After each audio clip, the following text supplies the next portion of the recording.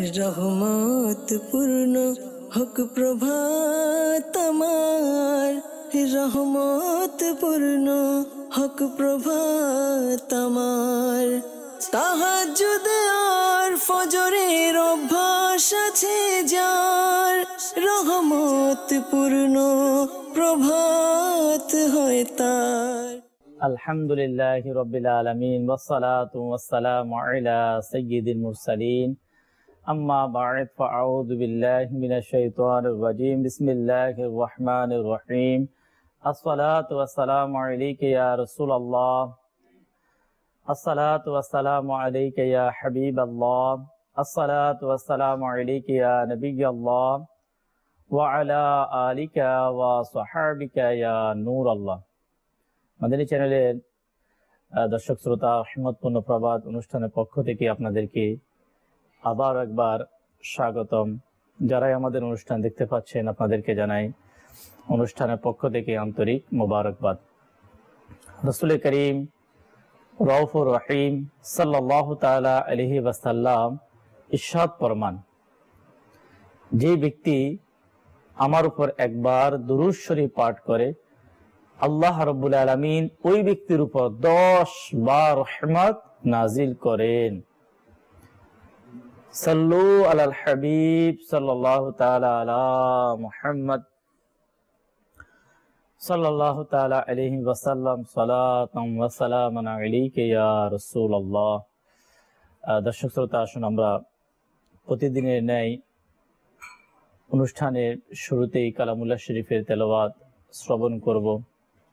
ভালো ভালো নিয়াতের সাথে, সওয়াবের নিয়াতে আমরা ইনশাআল্লাহ কালামুল্লাহ শরীফের তেলাওয়াত শ্রবণ করব।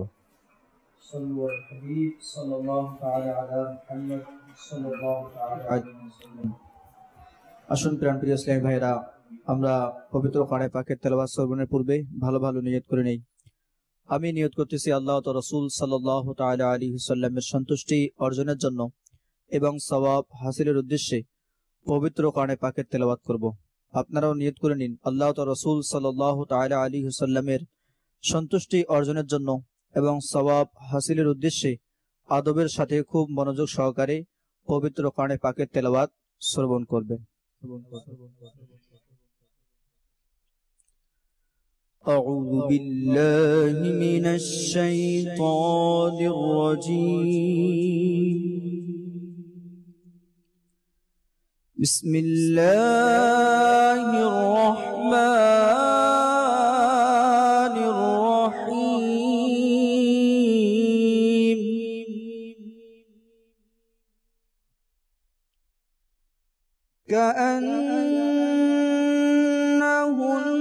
كأنهن الياقوت والمرجان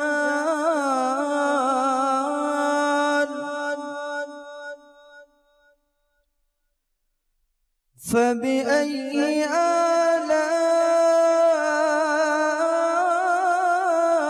آلاء ربكما تكذبان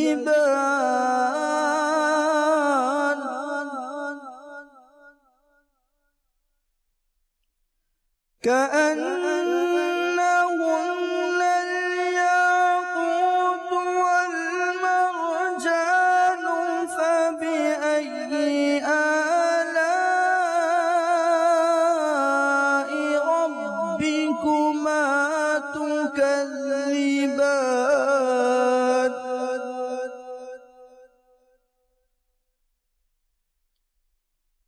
هل جزاء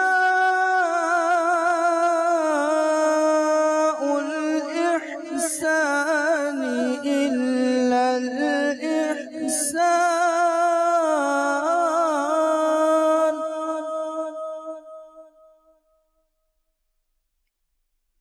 فبأي آلاء ربكما تكذبان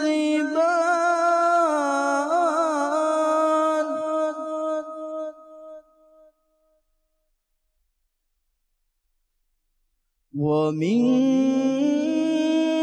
دونه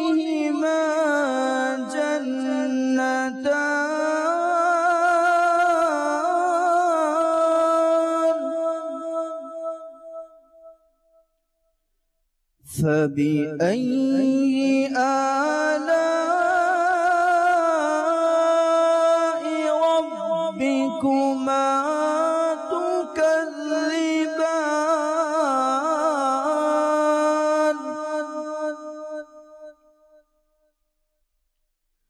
ومن دونهما جنتان فبأي آلاء ربكما تكذبان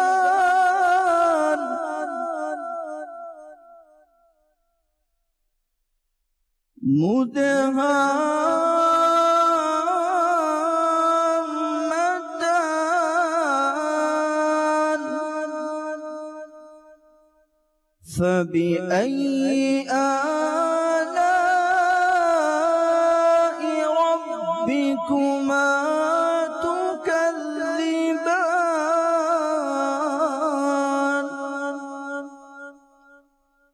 فيهما عينان نضاختان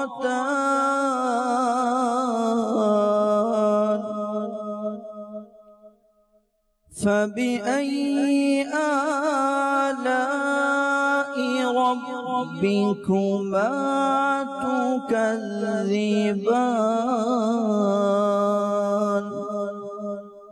صدق الله العلي العظيم وصدق رسوله النبي الكريم صلوا على الحبيب সাল্লাল্লাহু তাআলা আলা মুহাম্মদ সাল্লাল্লাহু তাআলা আলাইহি ওয়াসাল্লাম সালাতাম ওয়া সালামুন আলাইকা ইয়া রাসূলুল্লাহ। দর্শক শ্রোতা, যখনই আমরা পবিত্র কালামুল্লাহ শরীফের তেলাওয়াত শ্রবণ করব, খুব আদবের সাথে মনোযোগ সহকারে সওয়াবের নিয়তে আমরা তেলাওয়াত শ্রবণ করব। আর এর একটি বরকত এটাই যে যখন কোনো ব্যক্তি খুব আদবের সাথে কালামুল্লাহ শরীফের তেলাওয়াত শ্রবণ করেন, খুব যেটাকে একাগ্রতা বলা হয়, মনোযোগ সহকারে, তখন এর একটা যে নূর, কোরআন হচ্ছে আল্লাহ রাব্বুল আলামিনের পক্ষ থেকে আমাদের জন্য নূর। এর নূর তার অন্তরের মধ্যে প্রবেশ করে। আর এর কোরআনুল কারীমের তেলাওয়াতের বরকত প্র্যাকটিক্যাল ভাবে আপনি দেখতে পাবেন যে আপনার অন্তরের মধ্যে শান্তি অনুভব হচ্ছে। তাই ওলামা একরাম বলেন যে হৃদয়ের আত্মার প্রশান্তি হচ্ছে যে সকল ইবাদতের মাধ্যমে মানুষের আত্মার প্রশান্তি, এর মধ্যে একটি হচ্ছে কোরআনুল কারীমের তেলাওয়াত। আল্লাহ রাব্বুল আলামিন আমাদেরকে কোরআনুল কারীমের তেলাওয়াত করার তৌফিক দান করুন। তেলাওয়াত করব এবং তেলাওয়াত আমরা শ্রবণ করব। দর্শক শ্রোতা, আমরা সকলে জানি যে সকল সৃষ্টির রব হচ্ছে আল্লাহ রাব্বুল আলামিন, আর সকল সৃষ্টির রহমত হচ্ছে আমাদের নবী রহমাতুল লিল আলামিন। আজকে আমরা অনুষ্ঠানে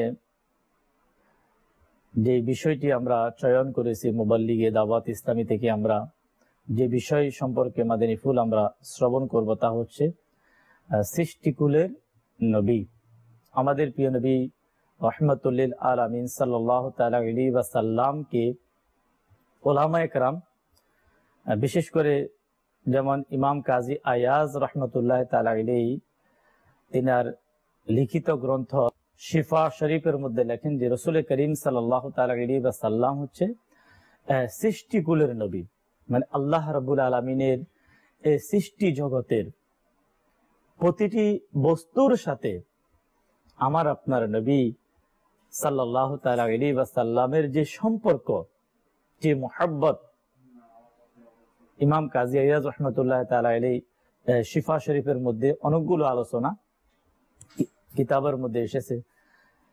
আমরা যখনই আমরা শুনবো এই আলোচনার মধ্যে আমাদের মাঝে একটি বিষয় সামনে চলে আসবে যে রাসূল করিম সাল্লাল্লাহু তাআলা আলাইহি ওয়াসাল্লাম আল্লাহ তাবারক ওয়া তাআলার সৃষ্টি জগতের মধ্যে ওয়ান পারসন, এমন এক মহান ব্যক্তি যার কোনো তুলনা নেই। আল্লাহ তাআলার সৃষ্টি পুরা সমস্ত সৃষ্টির মধ্যে রাসূল করিম সাল্লাল্লাহু তাআলা আলাইহি ওয়াসাল্লামের কোনো দ্বিতীয় কোনো মিসাল নেই। ইনশাআল্লাহ আযza ওয়া জাল আমরা কোরআন হাদিস থেকে মুবাল্লিগে দাওয়াতে ইসলামী থেকে ইনশাআল্লাহ আযza ওয়া জাল আমরা মাদানী ফুল আমরা শ্রবণ করব। আর অনুষ্ঠানের সঙ্গে থাকবে আপনাদের কল এবং আপনাদের SMS। আসুন আমরা সকলে হামদে বারি তাআলা শ্রবণ করি। সাল্লি আলা রাসূলিনা সাল্লি আলা মুহাম্মাদিন। अर्श हक है मसनदे रिफ़ाअते रसूलुल्लाह की देखनी है हशर में इज़्ज़ते रसूलुल्लाह की। सल्ले अला रसूलिना सल्ली अला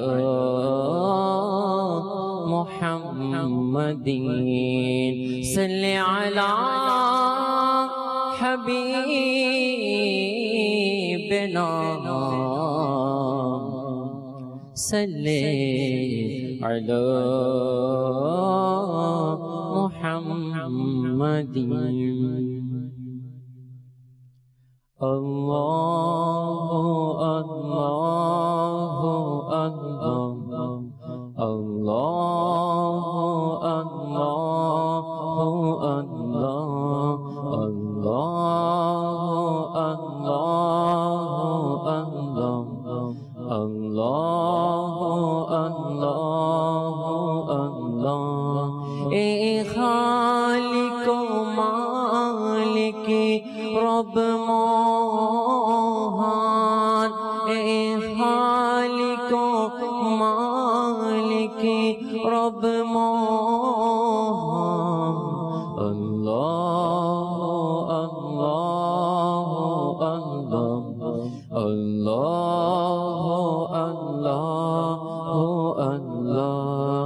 तुमी स्रष्टा आमार आमी बंदा तोमार। तुमी स्रष्टा आमार आमी बंदा तोमार। अल्लाह अल्लाह अल्लाह अल्लाह अल्लाह अल्लाह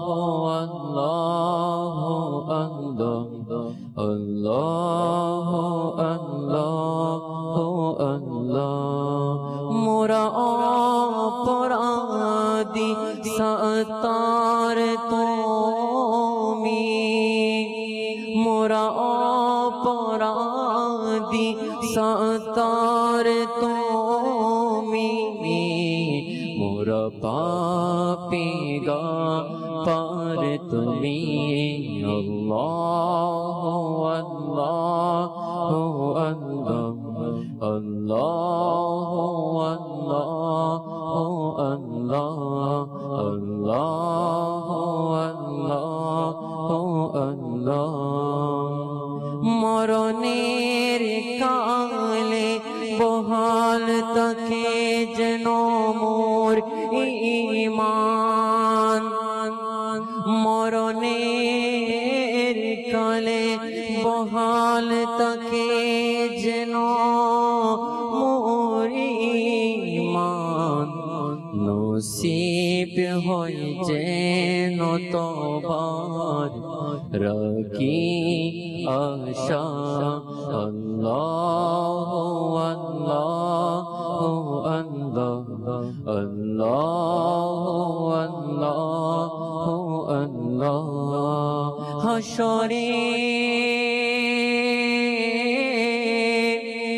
হাসরের ওপসে পড়া কৌসারের সুদামোদের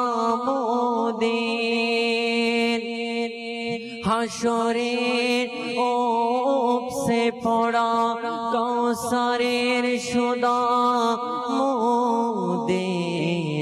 সখিয়ে কৌসারের হাতে কোরআন পান আল্লাহ আল্লাহ আল্লাহ আল্লাহ আল্লাহ আল্লাহ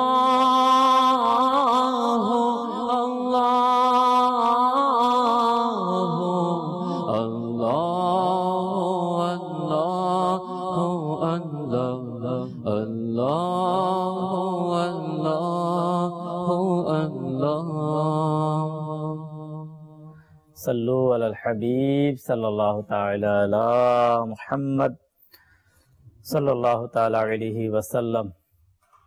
রাসূল করিম সাল্লাল্লাহু তাআলা আলাইহি ওয়াসাল্লাম ইরশাদ ফরমান, অধিক পরিমাণে মৃত্যুকে স্মরণ এবং কোরআন কারীমের তেলাওয়াত জিকির অন্তরের মরিচাকে, গুনাহের যে ময়লা তা পরিষ্কার করে দেয়। যত বেশি আমরা আখিরাতকে আমরা স্মরণ করব, মৃত্যুকে স্মরণ করব, কবরকে আমরা স্মরণ করব এবং কিয়ামতের ভয়াবহতা, জাহান্নামের কঠিন পরিস্থিতি যত বেশি আমরা স্মরণ করব, তত আমাদের মন নেকির দিকে ধাবিত হবে এবং আমরা গুনাহ থেকে আমরা বাঁচতে পারব।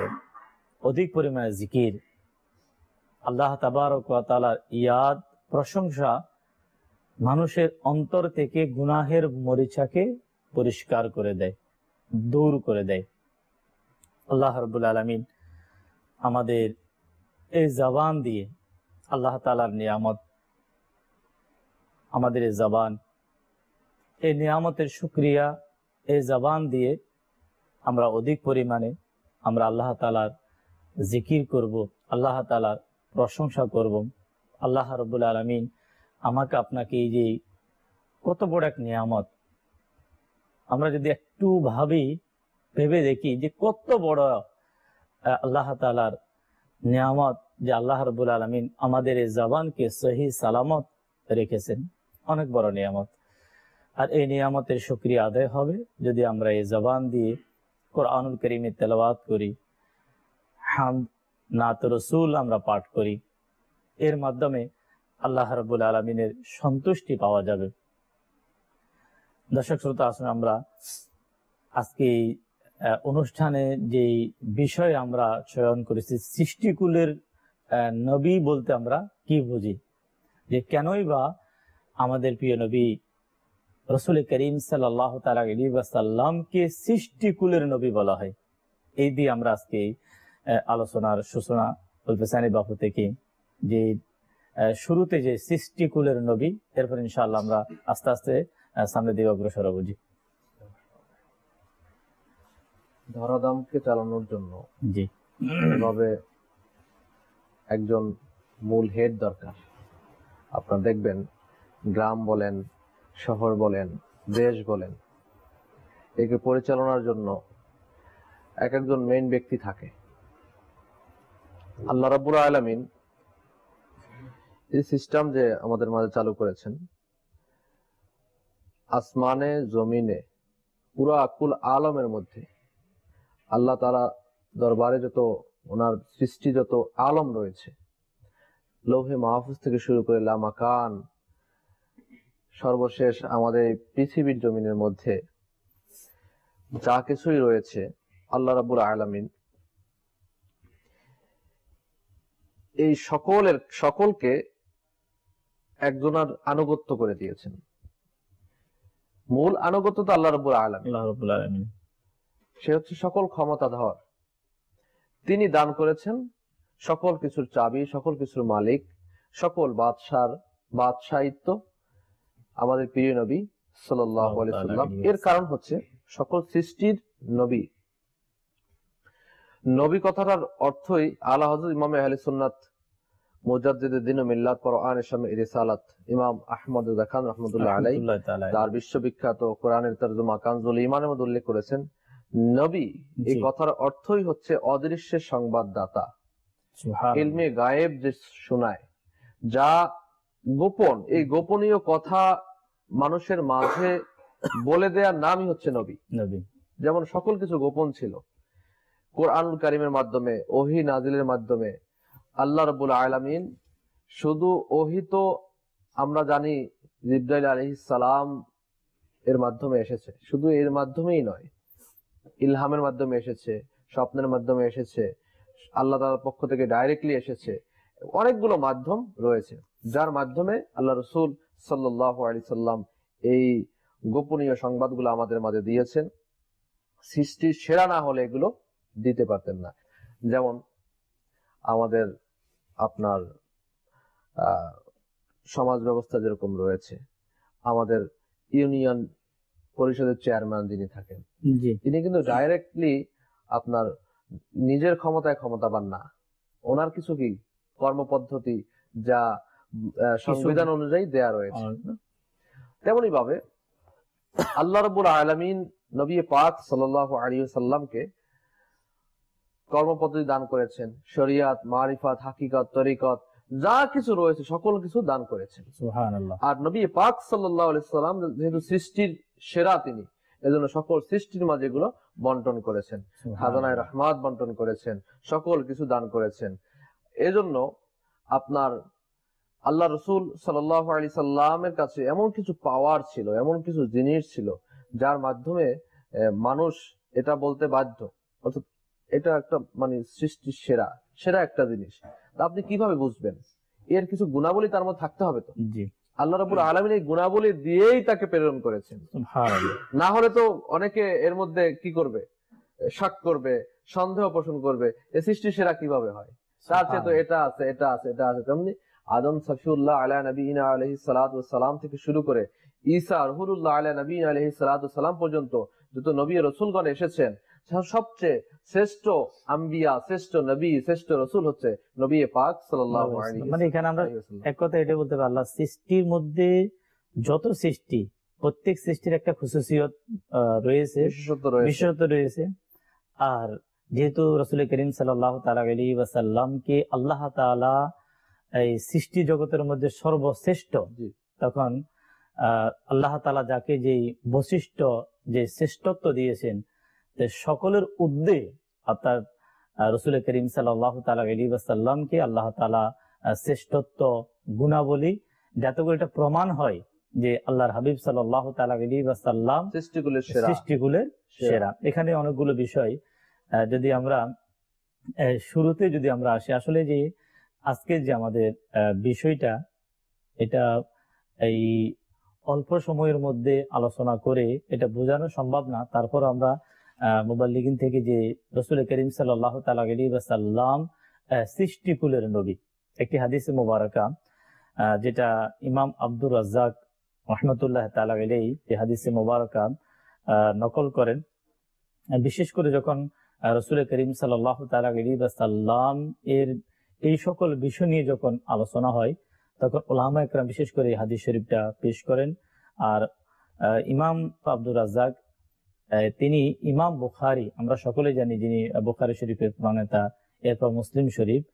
তো ইমাম বুখারী এবং ইমাম মুসলিম অর্থাৎ যারা শ্রেষ্ঠ আপনার মুহাদ্দিসদের মধ্যে, ইনাদেরও ওস্তাদের এবং ওস্তাদের মধ্যে ছিলেন ইমাম আব্দুর রাজ্জাক। তাহলে আমরা বুঝতে পারি যে ইমাম আব্দুর রাজ্জাক তিনি কেমন এক মহান আলিমে দ্বীন ছিলেন। যদিও আমরা ওনার নাম অনেকে আমরা জানি না, উলামায়ে কেরাম ওনাদের মধ্যে। ইমাম বুখারী রাহমাতুল্লাহ তাআলা আলাইহি যার থেকে হাদিস শিখেছেন, ওনারও ওস্তাদ হচ্ছে ইমাম আব্দুর রাজ্জাক। তো ওনার মুসান্নিফের মধ্যে যে হাদিসে মুবারাকা হযরতে সাইয়েদনা জাবির বিন আব্দুল্লাহ আনসারী রাদিয়াল্লাহু তাআলা যখন জিজ্ঞাসা করলেন যে ইয়া রাসূলুল্লাহ সাল্লাল্লাহু তাআলা আলাইহি ওয়াসাল্লাম, আল্লাহ তাবারক ওয়া তাআলা সর্বপ্রথম কি সৃষ্টি করেন?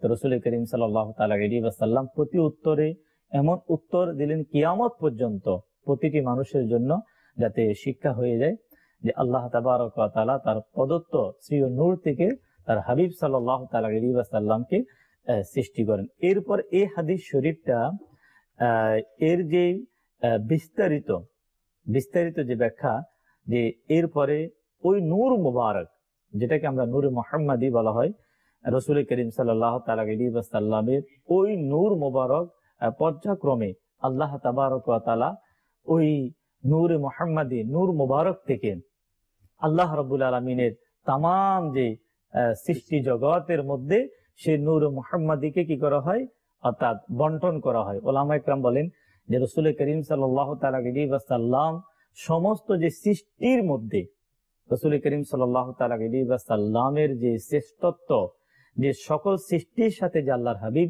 সাল্লাল্লাহু তাআলা আলাইহি ওয়াসাল্লামের যে মুহাব্বত, এর একটা কারণ এটাই যে এমন কোন সৃষ্টি নাই যে সৃষ্টি নূর মুহাম্মাদির বরকত পায় নাই। আপনার দেখলে বোঝা যায় সকল আম্বিয়া কিরাম আলাইহিস সালাতু ওয়াস সালাম তারা এই নূর মোবারকের ধারক এবং বাহক। জি, আদম সফিউল্লাহ আলা নবীনা আলাইহিস সালাতু ওয়াস সালামের ললাটে এই নূর মোবারক ছিল। তো যখন ইনি এক সমুদ্রের কাছে গেলেন তখন তাকে অনেক আপ্যায়ন করলেন, অনেক খাবার, সুস্বাদু খাবার, জান্নাতি খাবার খাওয়ালেন। খাওয়ানোর পরে আসমানের ফেরেশতারা তাকে সম্মান করছেন, শ্রদ্ধা করছেন। উনি সম্মান আরজ করছি। এর পরিপ্রেক্ষিতে উনি যখন দেখলেন এই অবস্থা, তখন জিজ্ঞাসা করলেন যে এই অবস্থা কেন? তখন জিবরাইল আলাইহিস সালাম বললেন, এটা হচ্ছে নূরে মুহাম্মাদি সাল্লাল্লাহু আলাইহি সাল্লাম এর উসিলাতে আপনাকে এগুলো দান করা হয়েছে। তেমনই ভাবে আদম সফিউল্লাহ আলা নবীনা আলাইহিস সালাতু ওয়াস সালামের পর ওনার সন্তানগণের মধ্যে যারা নবী হয়েছেন, শীশ আলাইহিস সালাম, ইদ্রিস আলাইহিস সালাতু ওয়াস সালাম, এভাবে যারাই এসেছেন তাদের ললাটে করে এই নূর মুবারক স্থানান্তরিত হতে হতে হতে হতে ঈসা আলাইহিস সালাতু ওয়াস সালাম পর্যন্ত এসেছেন। ঈসা আলাইহিস সালাতু ওয়াস সালামের পরে আপনার এই নূর মুবারক এর যে সাজরা আব্দে মোনাফ, নবী পাক সাল্লাল্লাহু আলাইহি সাল্লামের যে সাজরা শরীফ রয়েছে, যে আব্দুল্লাহ রাদিয়াল্লাহু তাআলা আনহু নবীজি সাল্লাল্লাহু আলাইহি সাল্লামের আব্বা হুজুর, তো এনার ললাটে যখন আসলেন তখন কিন্তু তৎকালীন যারা বড় বড় আপনার গোত্রের নারীগণ ছিলেন তারা বিবাহের প্রস্তাব দিতে শুরু করলেন। এমনকি তৎকালীন সময় এক নারী, আপনার খুব বিজ্ঞ নারী ছিল, যে স্বপ্নের ব্যাখ্যা করত, মানুষ দেখলে বলে দিত যে এর মধ্যে কি আছে, তখন আর মানে খুব প্রসিদ্ধ। তো তিনি প্রস্তাব দিয়ে বসলেন যে তুমি আমাকে বিয়ে করো, বিয়ে করলে তোমাকে এটা, তবু এই ধন সম্পদ, এইটা সেটা সবকিছু দিয়ে দিবে। তো আব্দুল্লাহ রাদিয়াল্লাহু আনহু যখন মা আমিনা রাদিয়াল্লাহু তাআলা আনহাকে বিয়ে করলেন, শাদী করলেন, তখন এই নূর মুবারক মা আমিনা রাদিয়াল্লাহু আনহার রেহেম মুবারকে প্রবেশ করলো।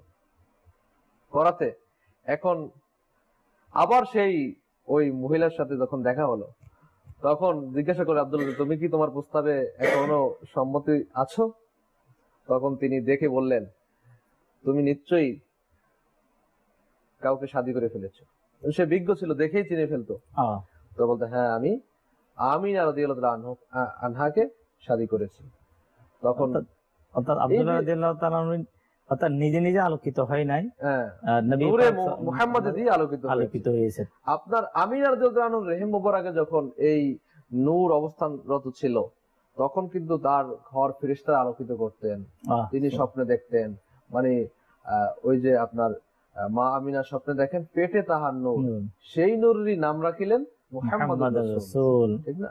অর্থাৎ আপনার এই নূর মুবারক যার কাছে এসেছে, নূর মুহাম্মদ ধারক বাহক যে হয়েছে, শুধু শ্রেষ্ঠ মানে সৃষ্টিগুলোর শ্রেষ্ঠ নবী তো নূর ওয়ালা ছিলেন, কিন্তু এই নূর মোবারক যার কাছে ছিলেন সেও সেও শ্রেষ্ঠ হয়ে শ্রেষ্ঠ হয়েছে। আসলে বাস্তবিক দর্শক শ্রোতা, রাসূল করিম সাল্লাল্লাহু তাআলা আলাইহি ওয়াসাল্লাম সৃষ্টিকুলের শ্রেষ্ঠ।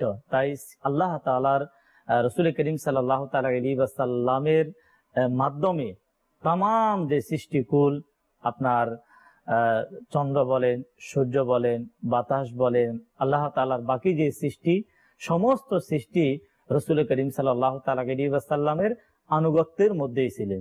যেহেতু আল্লাহর হাবিব হচ্ছে সৃষ্টিকুলের নবী, আনুগত্য কিভাবে করতেন সৃষ্টিকুল, ওই বিষয়ে ইনশাআল্লাহ আমরা শ্রবণ করব। কিছু কল SMS নেব, তারপর ইনশাআল্লাহ আমরা আবার আলোচনাতে যাবো ইনশাআল্লাহ। যে কল চালিয়ে দিই।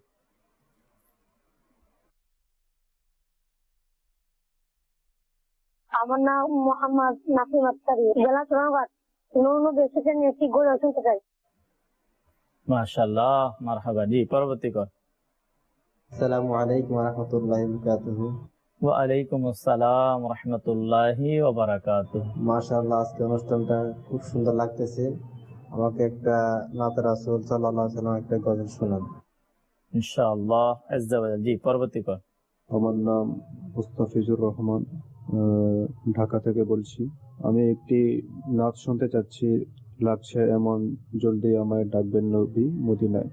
মাশাআল্লাহ, মারহাবা। আমাদেরকে SMS করেছেন কুমিল্লা থেকে ইসলামী বোন, এই নাচটি শুনতে চায়। তার নূর নবী এসেছে, নূর নিয়ে এসেছে। ইনশাআল্লাহ আমরা নাত রাসূলকে আমরা শামিল করব, নাত রাসূল আমরা শ্রবণ করব, তারপর ইনশাআল্লাহ আমরা আলোচনাতে যাব। জি। सल्लल्लाहु अलैका या रसूल अल्लाह वसल्लम अलैका या हबीब अल्लाह या रसूल अल्लाह या रसूल अल्लाह या रसूल अल्लाह या हबीब अल्लाह बोलो ना या रसूल अल्लाह या हबीब अल्लाह या रसूल अल्लाह या हबीब अल्लाह या रसूल अल्लाह या हबीब अल्लाह যত দিনে চন্দ্র তারা প্রজ্বলিত থাকবে, যত দিনে চন্দ্র তারা প্রজ্বলিত থাকবে, ততদিন মিলাদুন নবী পালন করতে থাকবো ইয়া রাসূলুল্লাহ ইয়া হাবিবাল্লাহ ইয়া রাসূলুল্লাহ ইয়া হাবিবাল্লাহ বলো না ইয়া রাসূলুল্লাহ ইয়া হাবিবাল্লাহ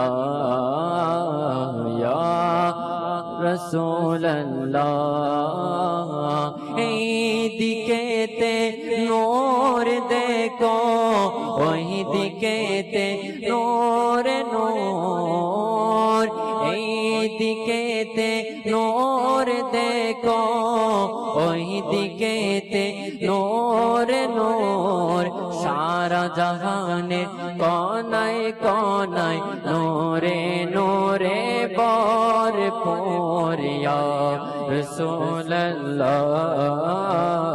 ইয়া হাবিবাল্লাহ ইয়া রাসূলুল্লাহ ইয়া হাবিবাল্লাহ বলো না ইয়া রাসূলুল্লাহ ইয়া হাবিবাল্লাহ ইয়া রাসূলুল্লাহ आज खुशी होर गिलमा ईद मिलादुन्नबी आज खुशी होर गिलमा ईद मिलादुन्नबी फेरेश्तारा आनंदित ईद मिलादुन्नबी या रसूल अल्लाह या हबीब अल्लाह या रसूल अल्लाह या हबीब अल्लाह नबीरा गोमन मरहबा आकारा गोमन मरहबा नूरेरा गोमन मरहबा नूरेरा गोमन मरहबा नूरेरा गोमन मरहबा रसूल अल्लाह या हबीब अल्लाह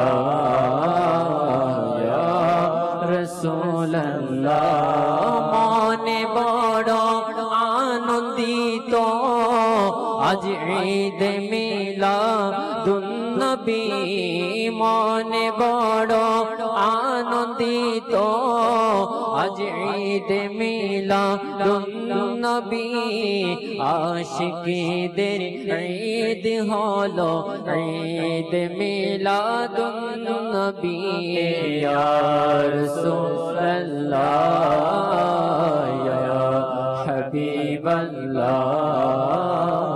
ইয়া রাসূলুল্লাহ সাল্লু আলা হাবিব সাল্লাল্লাহু তাআলা আলা মুহাম্মদ। জি সজল ভাই। আলহামদুলিল্লাহ, আজকে রহমতপূর্ণ প্রভাতে আলোচনার বিষয় হচ্ছে যে বিশ্বকুলের নবী, সৃষ্টিকুলের নবী সাল্লাল্লাহু আলাইহি সাল্লাম।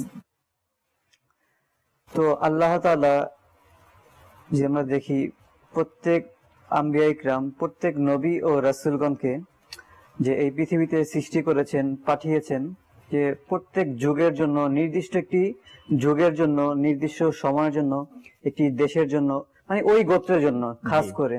জি। এবং তাদের নির্দিষ্ট কিছু, তাদের মধ্যে কিছু পাওয়ার ছিল, যেটা আমরা বলি মুজিজা। জি। কারো 4টা 5টা, কারো 7টা, কারো 9টা, এরকম ভাবে তাদেরকে দান করা হয়েছিল। জি। আর আমাদের নবী মুহাম্মদ আরবি সাল্লাল্লাহু আলাইহি সাল্লামকে আল্লাহ তাআলা কোনো নির্দিষ্ট সময় জাতির জন্য এই পৃথিবীতে সৃষ্টি করেননি, বরং সমগ্র সৃষ্টির জন্য, সমগ্র সৃষ্টির জগতের যত মাখলুকাত রয়েছে সমস্ত সময়ের জন্য আল্লাহ তাআলা আমার নবীকে, এবং যেই সমস্ত গুণাবলী আমরা শুনেছি যে কোন নবীকে 4টা 5টা মুজিজা দান করেছেন, কিন্তু আমার নবী সাল্লাল্লাহু আলাইহি সাল্লামকে সমস্ত স্বয়ং মুজিজা বানিয়েই তৈরি করেছেন। সুবহানাল্লাহ। এখানে একটা আসবে ইনশাআল্লাহ সরকার থেকে আবার, যে খুব সুন্দর একটা কথা যে উপস্থাপন করলেন আমাদের সজল ভাই, সেটা হচ্ছে যে আল্লাহ তাআলা এক এক নবীকে এক এক সময়ের মধ্যে, অর্থাৎ নির্দিষ্ট সময় প্লাস নির্দিষ্ট গোত্র, আপনার যেমন আমরা বনি ইসরায়েলের নাম শুনছি, বিভিন্ন গোত্রের আমরা নাম শুনলাম, এবং নির্দিষ্ট কিছু মুজিজা দিয়ে, গুণাবলী দিয়ে আল্লাহ তাআলা সৃষ্টি করেন। কত সুন্দর কথা বললেন যে আল্লাহ তাআলা তার হাবিব সাল্লাল্লাহু তাআলা আলাইহি ওয়াসাল্লামকে কিয়ামত পর্যন্ত, মানে সমস্ত সৃষ্টির শুরু থেকে এবং সৃষ্টির শেষ পর্যন্ত সমস্ত সৃষ্টি জগতের জন্য, সর্বসময়ের জন্য, সর্বগুণে গুণান্বিত করে হাবিব সাল্লাল্লাহু তাআলা আলাইহি ওয়াসাল্লামকে সৃষ্টি করেন। আর একটা যে আল্লাহ তাআলা এক এক নবীকে যে নির্দিষ্ট কিছু মুজিজা, আর আল্লাহ তার হাবিব সাল্লাল্লাহু তাআলা আলাইহি ওয়াসাল্লামকে সমস্ত নবীদের কাছে যে মুজিজা ছিল, আর আল্লাহ তাআলা তার হাবিব সাল্লাল্লাহু তাআলা আলাইহি ওয়াসাল্লামকে সব মুজিজা কি দান করেছেন। স্বয়ং উলামা ইকরাম বলেন যে রাসূল করিম সাল্লাল্লাহু তাআলা আলাইহি ওয়াসাল্লামের জীবনটাই হচ্ছে সম্পূর্ণ মুজিজা। জি সদর ভাই। জি। আর সৃষ্টিকুলের নবী সাল্লাল্লাহু আলাইহি সাল্লাম, যে দেখেন এখানে এটা বোঝার অনেক অসংখ্য হাদিস, অসংখ্য প্রমাণ রয়েছে যে শুধু যে মানুষের জন্য আমার নবী ছিলেন তা নয়, সমগ্র সৃষ্টির জন্য, পশু পাখি, পাহাড়, চন্দ্র, সূর্য, পাথর, নক্ষত্র, মানে প্রত্যেকটা জাতির জন্য। দেখেন একটা বিষয় যে আমরা যেটা মনে করি মানুষ কথা বলতে পারবে, এটাই কিন্তু স্বাভাবিক, কিন্তু সৃষ্টি জগতের মধ্যে অনেক জড় পদার্থ আছে, গাছপালা, পাহাড় পর্বত, এগুলি কিন্তু কথা বলতে জানে না। বাট আমার নবীর কিছু জিজ্ঞাসা করলে তারাও নবীর সাথে কথা বলতো। মানে বোঝা যাচ্ছে যে সমস্ত সৃষ্টি আমার নবীর আওতার মধ্যেই ছিল, আনুগত্যের মধ্যেই ছিল। এমনকি একদিনের শিশু আমার নবীকে রাসূল হিসাবে যে সাক্ষী দিয়েছেন। যেমন একটা ঘটনা যে এক সাহাবী রাদিয়াল্লাহু তাআলা আনহু তিনি যে বিদায় হজের মধ্যে অংশগ্রহণ করেছিলেন। জি। তো এক ঘরের মধ্যে সে যে দেখতে পেলেন যে নবী করিম সাল্লাল্লাহু আলাইহি সাল্লাম সেই ঘরের মধ্যে, এবং তার সঙ্গে এক লোক ছিল যে ইয়ামামা থেকে এক লোক এসেছিলেন, এবং সেই লোকের সাথে ছিল একটি মাদানী মুন্না, যেটা আমরা বাচ্চা বলি, দাওয়াত ইসলামী পরিভাষায় মাদানী মুন্না বলা হয়। জি। তো তার বয়স কত ছিল? তার বয়স ছিল একদিন মাত্র, একদিনের নবজাতক শিশু। তো সেই শিশুকে আমার নবী সাল্লাল্লাহু আলাইহি সাল্লাম জিজ্ঞেস করলেন যে বলো তো আমি কে? তো তিনি সেই শিশুটি একদিনের বাচ্চা, তিনি উত্তর দিলেন যে আনতা রাসূলুল্লাহ, আপনি আল্লাহর রাসূল। সুবহানাল্লাহ, সুবহানাল্লাহ। আসলে এখানে তো যে যদিও শিশু সে মানুষ, কিন্তু রাসূল করিম সাল্লাল্লাহু তাআলা আলাইহি ওয়াসাল্লামের সত্য এমন ছিল, হযরতে আলী রাদিয়াল্লাহু তাআলা আনহু কিতাবের মধ্যে অনেকটা এইভাবে এই ঘটনাটা নবী পাক সাল্লাল্লাহু তাআলা আলাইহি ওয়াসাল্লাম সহকারে যাত্রা শুরু করলেন, কোথাও যাচ্ছেন। তো হঠাৎ করে সালামের আওয়াজ আসা শুরু হয়ে গেল, আসসালাতু ওয়াসসালামু আলাইকা ইয়া রাসূলুল্লাহ। আলী রাদিয়াল্লাহু তাআলা আনহু চতুর্দিকে তাকিয়ে দেখলেন যে কাউকে দেখা যাচ্ছে না। আচ্ছা, আওয়াজটা একেবারে সেম যেভাবে একজন মানুষ যেভাবে সালাম পেশ করে, আসসালাতু ওয়াসসালামু আলাইকা ইয়া রাসূলুল্লাহ। তখন তিনি তাকিয়ে দেখলেন যে সেখানে আশেপাশে ডানে বামে কেউ নেই। আলী রাদিয়াল্লাহু তাআলা জিজ্ঞাসা করেন যে ইয়া রাসূলুল্লাহ সাল্লাল্লাহু তাআলা আলাইহি ওয়াসাল্লাম, আমি তো কাউকে দেখতে পাচ্ছি না, যে কে আপনাকে সালাম করলো, আপনাকে সালাম দিচ্ছে। রাসূল করিম সাল্লাল্লাহু তাআলা আলাইহি ওয়াসাল্লাম ফরমান, এখান থেকে এতটুকু দূরত্বে একটি পাহাড়, ওই পাহাড়ের মধ্যে একটি পাথর আমাকে সালাম দিচ্ছে। সজল ভাই বললেন যে শিশু, কিন্তু শিশু হলো সে মানুষ। আর একদিনের শিশু, এটা কথা বলা মানে এটা তো চিন্তার বাহিরে। এবং সেই শিশু ওদিনের পর থেকে আর কখনো মানে যুবক হওয়ার আগ পর্যন্ত যে মানুষ যখন যেই সময় থেকে কথা বলে, এর আগে আর কথা বলেনি, সেদিনই কথা বলেছিল। আচ্ছা, সবচেয়ে বড় ব্যাপার হচ্ছে নবী পাক সাল্লাল্লাহু আলাইহি ওয়াসাল্লামের দরবার, শাহী দরবার, এমন একটা দরবার যে দরবার কিন্তু আমাদের দৃষ্টির অগোচরে চলে গেছে। দরবার কিন্তু এখন বর্তমানে যেভাবে আমরা এখানে বসে আছি দেখতে পাচ্ছি, কিন্তু সেই মোবারক দরবার কিন্তু এখন এই মুহূর্তে মদিনা তাইয়্যিবা রওজা মুবারাকায় সেই দরবার অবস্থিত। কিন্তু জাহিরি ভাবে দুনিয়ার মধ্যে যেভাবে ছিলেন সেভাবে কিন্তু সেই দরবার নেই। দরবারের শান ও শওকত কিন্তু অদৃশ্য হয়ে গেছে।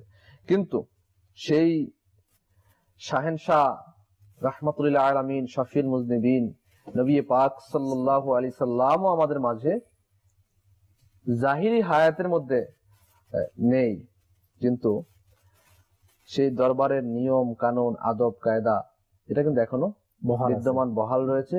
যেমন বহাল রয়েছে তেমন বহাল থাকবে কোথায়? কিয়ামত পর্যন্ত থাকবে। কাল কিয়ামতের দিন আরো বেড়ে যাবে।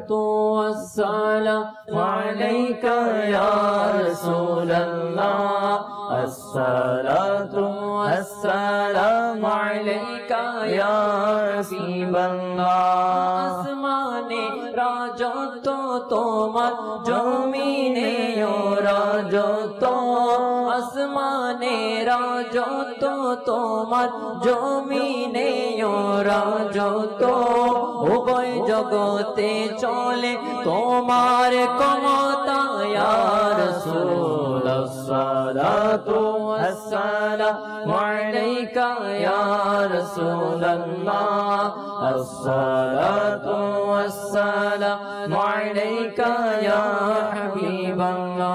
নবী পাক সাল্লাল্লাহু আলাইহি ওয়াসাল্লাম দরবারে যে আদব কায়দা শুধু কি মানুষের প্রতি না, মানুষের প্রতি না, সেখানে ফেরেশতারাও, আপনার মাসুম ফেরেশতারাও অনুমতি ছাড়া প্রবেশ অধিকার নেই, অনুমতি নিয়ে যেতে হবে। জিবরাইল আলাইহিস সালাম অনুমতি নিয়ে প্রবেশ করতে হয়।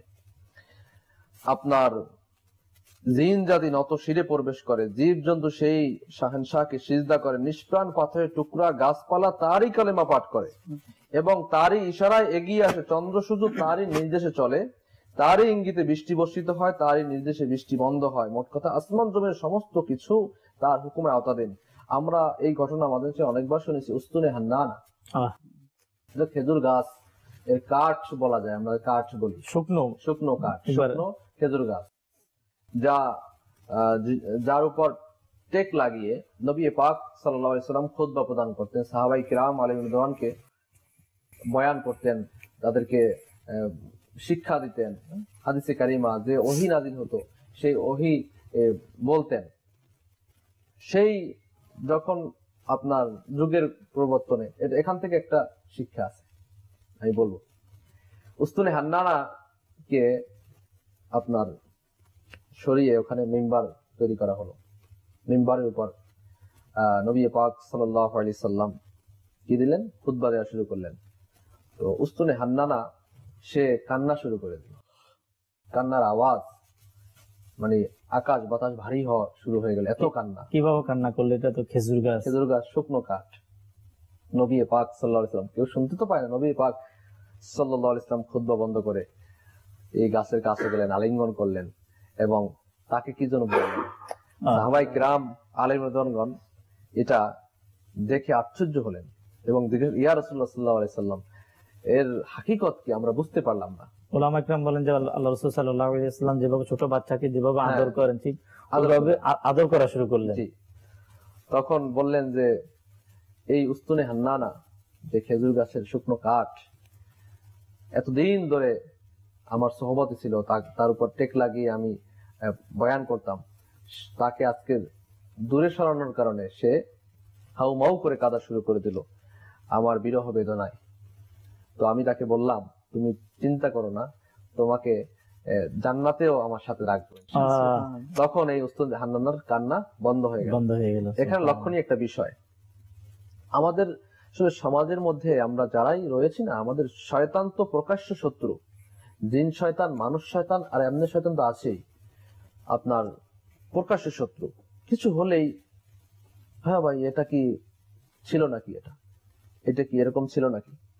তো যুগের পরিবর্তনে যে জিনিসটা চেঞ্জ হয় এখান থেকে এটা প্রমাণ পাওয়া যায়। কিন্তু উস্তুনে হান্নানা যদি চেঞ্জ না হতো তখন নবী পাক সাল্লাল্লাহু আলাইহি ওয়াসাল্লাম একটা সময় উস্তুনে হান্নানার উপর ঠেক লাগিয়ে কি বয়ান করতেন। যখন এটার পরিবর্তন হলো যে কি এখন এটার ব্যবস্থা করা হলো, কেন হলো?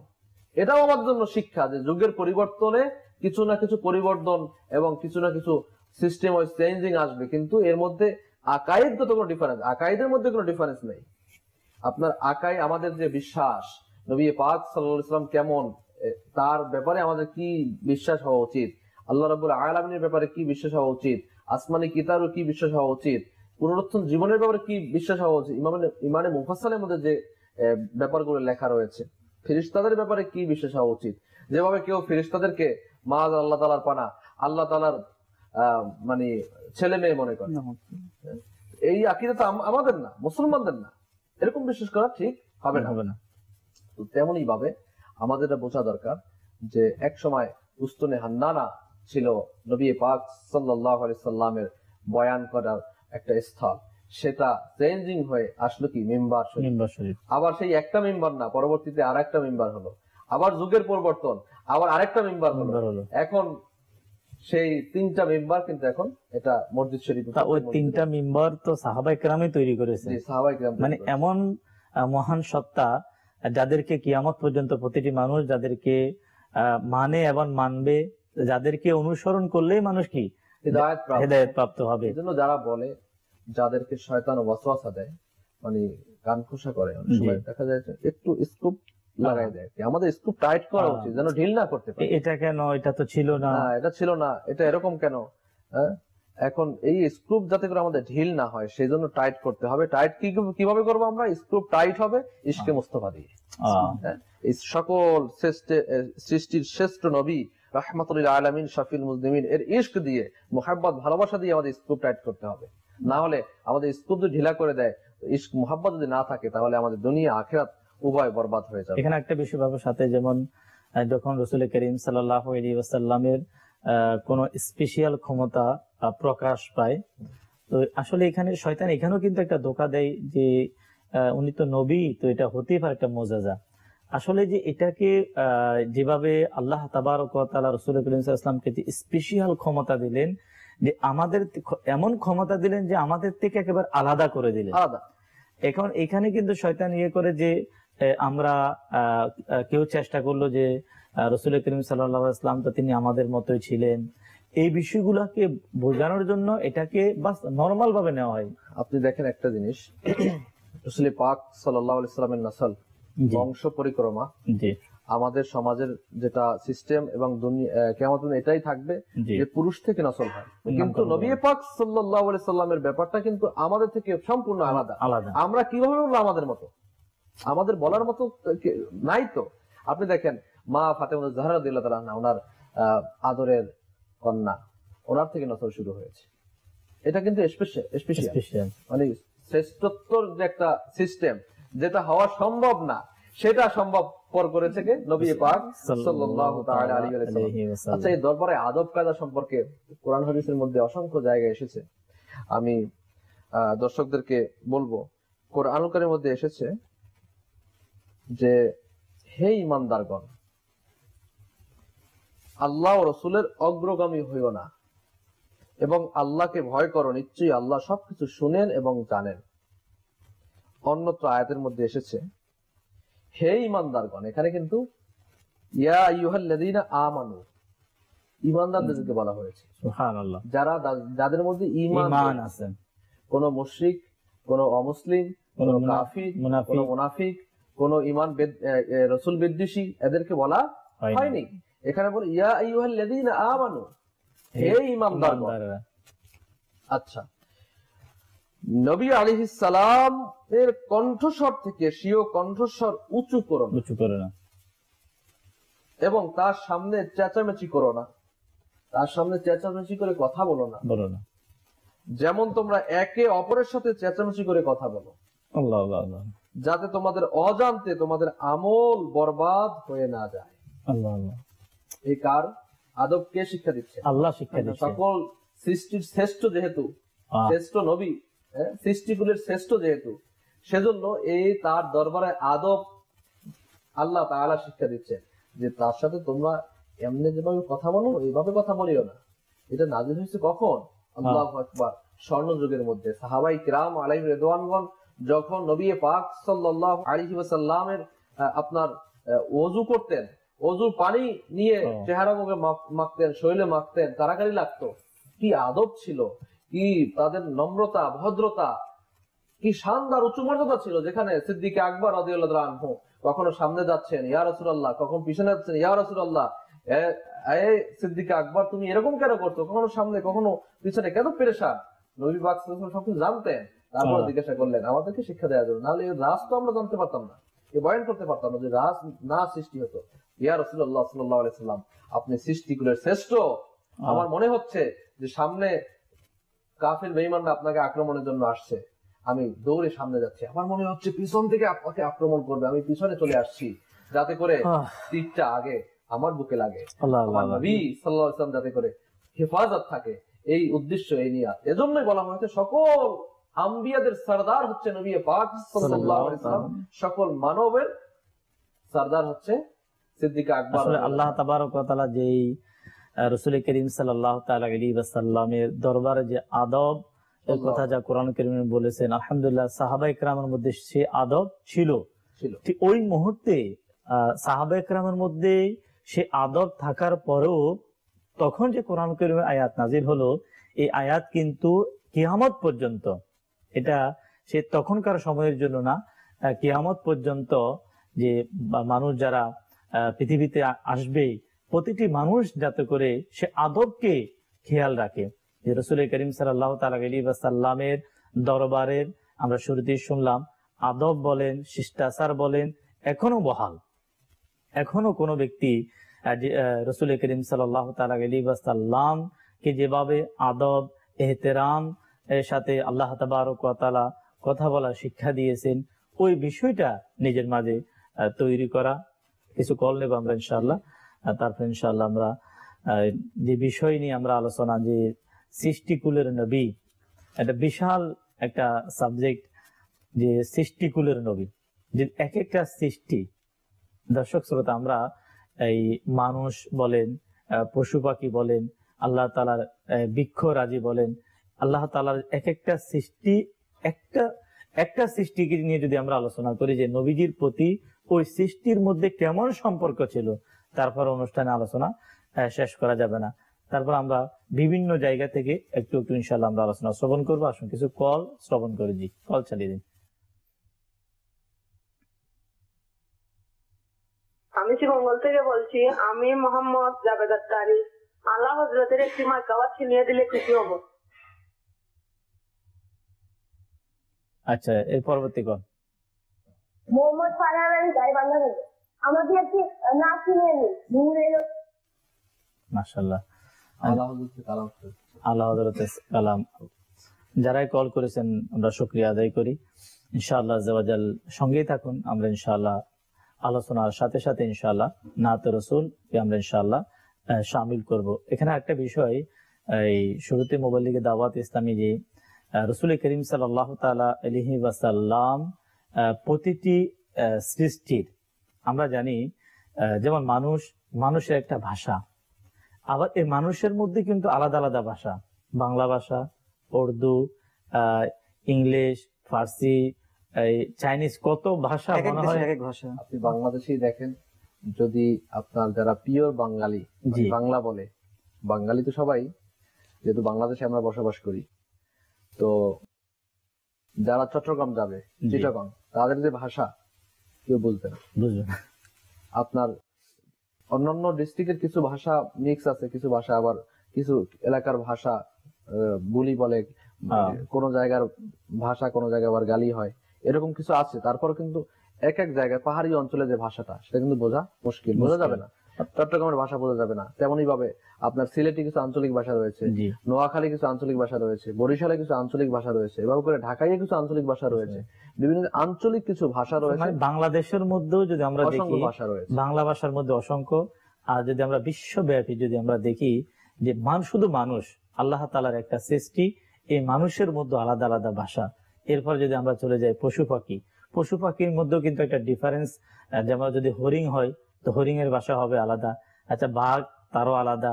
আমরা যদি ছোটখাটো যেগুলো আমাদের ঘরের, আমাদের এলাকায় কিছু গরু মহিষ থেকে শুরু করি, এরপরে আমরা এদিক থেকে যদি আমরা অন্য সৃষ্টির দিকে চলে যাই, বৃক্ষ, তরুলতা যেগুলো রয়েছে, এভাবে আল্লাহ তাআলার এমন এমন কিছু সৃষ্টি, ফলমূল থেকে শুরু করে এমন সৃষ্টি আমরা নামও শুনি নাই, আবার দেখিও নাই।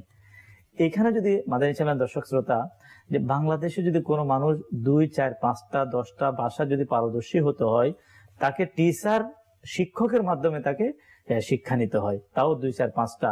আর আমাদের প্রিয় নবী রাসূল করিম সাল্লাল্লাহু তাআলা আলাইহি ওয়াসাল্লাম সৃষ্টিকুলের এমন একজন শ্রেষ্ঠ ব্যক্তিত্ব, যার কোন শিক্ষক ব্যতীত সমস্ত সৃষ্টি জগতের সমস্ত সৃষ্টির ভাষা মানুষ জানতো। তুমি প্রিয় খোদার হাবিব, তুমি সৃষ্টির সেরা, তুমি প্রিয় খোদার হাবিব, তুমি সৃষ্টির সেরা। তোমার তরে সৃজন আসমান জমিন গ্রহ তারা, তোমার তরে সৃজন আসমান জমিন গ্রহ তারা। তোমার হাতের ইশারায় চাঁদ হয় দ্বিখণ্ডিত, তোমার হাতের ইশারায় চাঁদ হয় দ্বিখণ্ডিত। তোমার শানে বিকতর লতা অবনত, তোমার আঙ্গুল হতে বহে ইয়া রাসূলুল্লাহ, ইয়া হাবিবাল্লাহ। তোমার আঙ্গুল হতে বহে পানির ফোয়ারা, তোমার তরে সৃজন আসমান জমিন গ্রহ তারা। তুমি প্রিয় খোদার হাবিব, তুমি সৃষ্টির সেরা, তোমার তরে সৃজন আসমান জমিন গ্রহ তারা। নবী পাক সাল্লাল্লাহু তাআলা আলাইহি ওয়াসাল্লাম যে প্রসিদ্ধ অনেকগুলো ঘটনা তো আমরা জানি, হরিণের সাথে কথা, মৌমাছির সাথে রাসূল করিম সাল্লাল্লাহু আলাইহি ওয়াসাল্লামের কথা। এভাবে এক একটা সৃষ্টি, যেমন আপনি যদি মৌমাছির ঈদ আমরা সামনে নিয়ে আসি, রসুল করিম সাল্লাল্লাহু আলাইহি ওয়াসাল্লাম যেটাকে মধুপোক বলা হয়, মৌমাছি, আর মধুপোকের সামনে যদি আমরা যাই তাহলে আমাদের অবস্থা কি হবে? আর মধুপোক রসুল করিম সাল্লাল্লাহু তাআলা আলাইহি ওয়াসাল্লামকে চিনেন এবং জানেন, কথা বলেন। সাহাবী রসুলের আসলে রসুল করিম সাল্লাল্লাহু তাআলা আলাইহি ওয়াসাল্লাম যে সৃষ্টিকুলের নবী, এই বিষয়টা যদি আমাদের মাঝে চলে আসে তাহলে তার দিলের মধ্যে রসুল করিম সাল্লাল্লাহু আলাইহি ওয়াসাল্লামের মহব্বত কেন আসবে না? সাহাবী রসুলের একটা ওই ইয়ে ছিল আর কি, আপনার গরু ছিল একটা চতুষ্পদ জন্তু। তো সে মানে তার অবস্থা এমন হলো যে সে আপনার তার মেজাজ কি হয়ে গেল, গরম হয়ে গেল। অনেক সময় চতুষ্পদ জন্তু অনেক সময় দেখবেন, আমরা যদিও বলি আমাদের বাসা বলে যে মনে পাগল হয়ে গেল, ছুটাছুটি করে, এমন অবস্থা যে সে যাকে দেখে তাকে আঘাত করা শুরু করে। তো সাহাবী রসুল করিম সাল্লাল্লাহু তাআলা আলাইহি ওয়াসাল্লামের ওই সাহাবী তার ওই চতুষ্পদ জন্তু গরু বলেন তাকে রসুল করিম সাল্লাল্লাহু তাআলা আলাইহি ওয়াসাল্লামের কাছে নিয়ে আসলেন। যখন আল্লাহর হাবিব সাল্লাল্লাহু তাআলা আলাইহি ওয়াসাল্লামের সামনে যখন আসলো, সে একেবারে ঠান্ডা হয়ে গেল, একেবারে ঠান্ডা। আচ্ছা, যখন ঠান্ডা হয়ে গেল,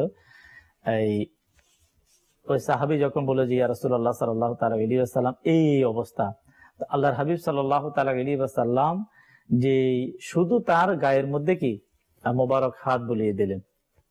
যখন হাত বুলিয়ে দিলেন, বুলিয়ে দেওয়ার সাথে সাথে ওই পশু ওই দিন থেকে শান্ত হয়ে গেল, এমন শান্ত হয়ে গেল, সে মানে সেই এলাকার পশুদের মধ্যে এক অতুলনীয় এক পশু হয়ে গেল। কিভাবে? এটা দুই ব্যক্তি এসে রাসূল পাক সাল্লাল্লাহু আলাইহি ওয়াসাল্লাম দরবারে আরজ করলো, ইয়া রাসূলুল্লাহ, ইনি আমার উট মানে জোরপূর্বক চুরি করেছে, নিয়ে গেছে। আচ্ছা, মুনাফিক ছিল, মুনাফিক এসে উট মানে নামে মুসলমান কিন্তু মুনাফিক ছিল, সে উট নিয়ে হাজির হলো যে অমুকে নিয়ে গেছে।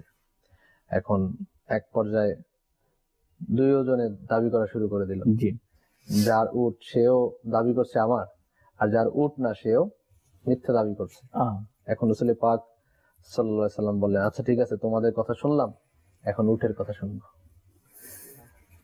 উটের জবান খুলে গেল, উট বলা শুরু, ইয়া রাসূলুল্লাহ সাল্লাল্লাহু আলাইহি ওয়াসাল্লাম, আমি আসলে আমার মালিক হচ্ছে উনি, আর ইনি হচ্ছে চুরিকৃত আমাকে নিয়ে মিথ্যা দাবি করছে। তার সামনে প্রকাশ হয়ে গেল।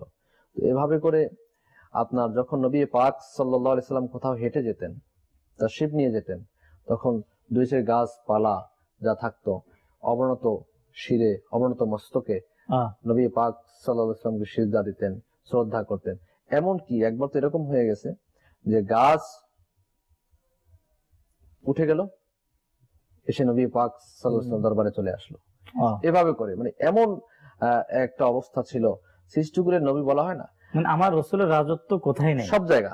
আপনার বনু তামিম গোত্রের একটা ঘটনা উল্লেখ রয়েছে কিতাবের মধ্যে, যে কিছু লোক দ্বীপ প্রহরের সময় রাসূল পাক সাল্লাল্লাহু আলাইহি সাল্লামের দরবারে আগমন করে। তখন তিনি রাসূল পাক সাল্লাল্লাহু আলাইহি সাল্লাম আরাম করছিলেন।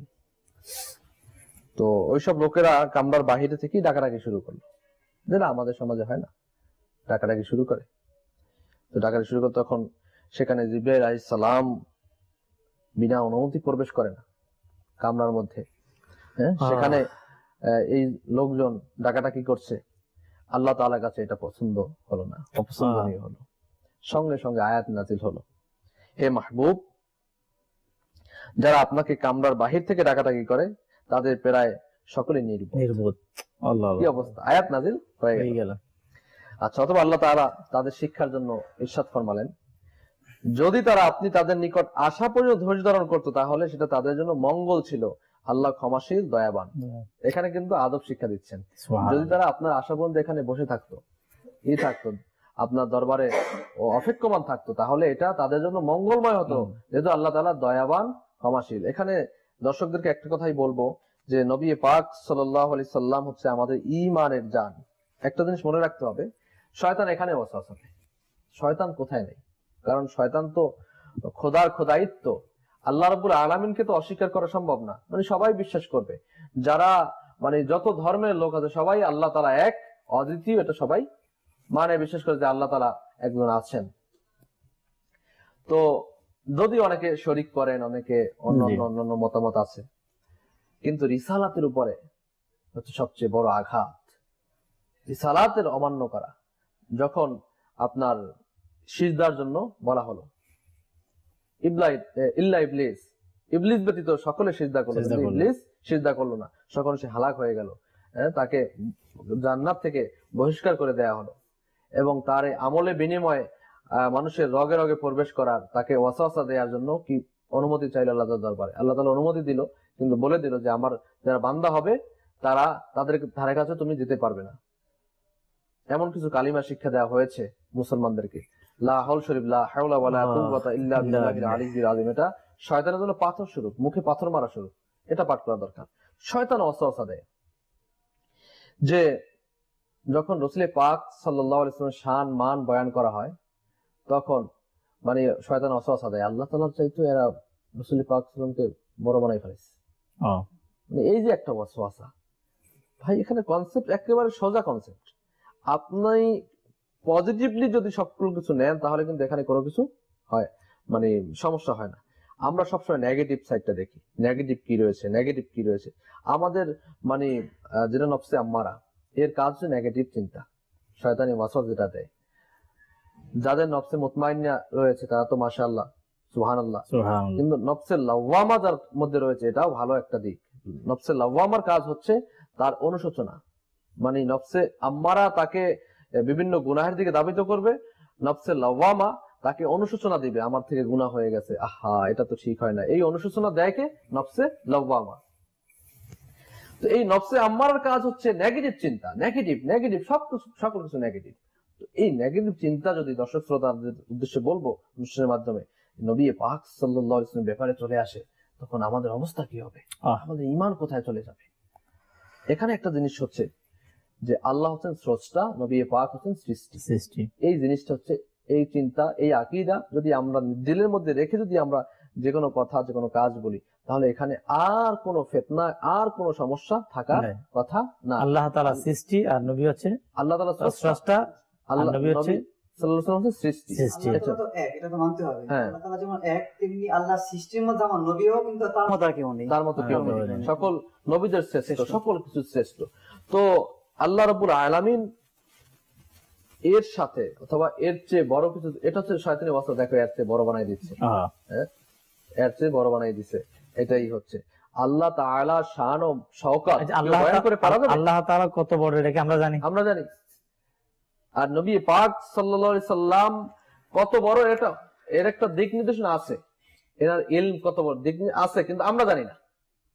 আল্লাহ তাআলার ইলম, আল্লাহ তাআলার জ্ঞান, এর কোনো দিক নির্দেশনা নেই, অনেক বড়। কিন্তু নবী পাক সাল্লাল্লাহু আলাইহি সাল্লামের যে ইলম, এর যে ক্ষমতা, এর একটা কি নির্দিষ্টতা আছে, কিন্তু এটা আমাদের জানা নাই, এটা আল্লাহ তার রাসূল ভালো জানেন। তো এখানে একটা জিনিস কথা হচ্ছে, যারা আমরা এই ধারণার মধ্যে থাকি যে সম্মান বয়ান করলেই এটা এরকম হয়ে যায়, সাহাবাই কেরাম আলাইহিম রিদওয়ান কি আমাদের চেয়ে কম বুঝতেন? আমরা কি তাদের চেয়ে বেশি বুঝি? তাদের মধ্যে কি বাড়াবাড়ি এটা মনে হচ্ছিল না যেটা বাড়াবাড়ি হচ্ছে? থুতু মোবারক ফেলার সাথে সাথে হাত পেতে দিতেন, হাতের উপর থুতু মোবারক ফেলাই, তো এটা বাড়াবাড়ি না? ওযু করতেন, ওযুর পানি নিজের মুখে শরীরে লাগাতেন, এটা বাড়াবাড়ি কি নয়? হ্যাঁ, এক ব্যক্তি ওযু করলেন, ওযু করার পর মুস্কি হাসলেন, আবার নিজে নিজে বলতে শুরু করেন আমি কেন মুস্কি, তুমি জানো? না, জানি না। তো নবী পাক সাল্লাল্লাহু আলাইহি সাল্লাম এভাবে ওযু করবার মুস্কি হেসেছিলেন, আমি এর জন্য হেসেছি। এক ব্যক্তি এমন নূরের প্রদীপ তুমি, যার নাই কোনো দোয়া, এমন নূরের প্রদীপ তুমি, যার নাই কোনো দোয়া, কাঁটাবিহীন ফুল তুমি, যার জগৎ জুড়ে ছোঁয়া, ছায়াবিহীন কায়া তুমি, সব নবীদের সেরা, ছায়াবিহীন কায়া তুমি, সব নবীদের সেরা, তোমার তরে সৃজন আসমান জমিন গ্রহ তারা, তোমার তরে সৃজন আসমান জমিন গ্রহ তারা। সাহাবী রাদিয়াল্লাহু আনহু তিনি কোথাও যাচ্ছিলেন, তাশরিফ নিয়ে যাচ্ছিলেন, পথিমধ্যে একটি গাছ উনি লাফ দিয়েই ওনার পাগড়ি মোবারকের মধ্যে লাগাই দিলেন। সাহাবাই কেরাম যারা সাথী ছিলেন তারা আশ্চর্য, এরকম কেন করলেন? বললেন যে একবার নবী পাক সাল্লাল্লাহু আলাইহি ওয়াসাল্লাম এখান থেকে তাশরিফ নিয়ে যাচ্ছিলেন, আর এই গাছের ডাল নবী পাক সাল্লাল্লাহু আলাইহি ওয়াসাল্লামের পাগড়ি মোবারককে চুমু দিয়েছিল। মানে এজন্য এই সুন্নতকে আদায় করার জন্য আমি এরকম করলাম, এটা কি বাড়াবাড়ি নয়? এটা হচ্ছে আমাদের শয়তানি ওয়াসওয়াসা। দর্শকদেরকে বলবো যে শয়তানি ওয়াসওয়াসার মধ্যে না পড়ি। নবী পাক সাল্লাল্লাহু আলাইহি ওয়াসাল্লামকে আলিহানা যেটাকে বলা হয়, একবারে যেটা হাদিসে পাকের মধ্যে আছে, নিজের ধন সম্পদ, স্ত্রী, পুত্র, দুনিয়ার মায়া মহব্বতকে ত্যাগ করে নবী পাক সাল্লাল্লাহু আলাইহি ওয়াসাল্লামকে সবচেয়ে বেশি ভালোবাসতে হবে। আর এই ভালোবাসা তখনই আসবে যখন আপনি পাগলের মতো ভালোবাসবেন কাউকে, তখন এই ভালোবাসাটা আসবে। তখন মানুষ বলবে, আসলেই বলবে যে কি এ তো মানে নবীকে আল্লাহ চাইতেও বেশি ই করে। এটা তো একটা শয়তানি ওয়াসওয়াসা। মানুষ বলতেছে সে আসলে বিপথে রয়েছে, তাকে দাওয়াত দেওয়া উচিত, তাকে বোঝানো উচিত। আল্লাহ তাআলা আমাদেরকে বোঝার তৌফিক দান করুন। আমিন আমিন। জি সদল ভাই, আসলে অনেক আলোচনা শুনে এত আনন্দিত লাগছে। আসলে আশিকে রাসূল যারা যারা ইমানদার প্রকৃত, যে নবীর আলোচনা, নবীর সম্মান নিয়ে যখন কথাবার্তা উঠবে, মানে আসলে অন্তর এমনিতেই কিন্তু আনন্দিত হয়ে যাবে। যারা মাদানী চ্যানেল দর্শক, যারা হয়তো আজকে আমাদের অনুষ্ঠান দেখছেন, যদি আপনাদের মধ্যেও যদি আনন্দিত প্রকাশ হয়, অবশ্যই বুঝতে হবে এখানে ইমান আছে আমাদের মধ্যে, ইমান পাকাপোক্ত। যদি মনে হয় আজকে অনুষ্ঠান ভালো লাগছে না, কি বলতেছে এগুলি তো বুঝে আসে না, তাহলে মনে করতে হবে যে ইমানের মধ্যে আমাদের এখানে আচ্ছা নবীজি মুজিজা, নবীজি শান, আচ্ছা মুজিজা যেটা বুঝে আসে না, বুঝে যদি চলেই আসতো এটা তো মুজিজা হতো না।